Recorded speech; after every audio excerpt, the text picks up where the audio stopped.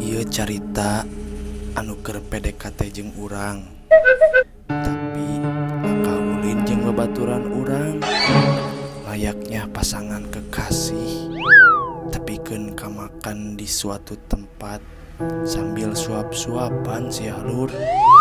Bari eta teh geus menyatakan boga rasa ka urang. Nyir eta mah maneh hayang ngawewelan ku sangu panas da kana cumur yang siganu heueuh itu teh. Tah didinya urang kudu sabar jeung kudu sadar teh Lur.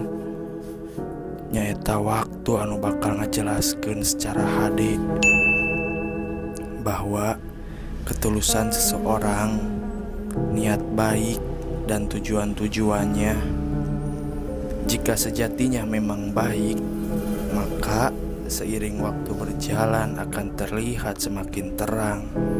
Sabalikna, jika hanya topeng atau heureuy, maka seiring waktu berlalu pasti akan terbuka juga. Keun kalemkeun we nya bagi orang-orang yang penuh rasa sabar. Apa-apa yang dibiarkan pergi, segala sesuatu yang dilepaskan ikhlas, tulus, maka akan datang pengganti yang lebih baginya, insya Allah.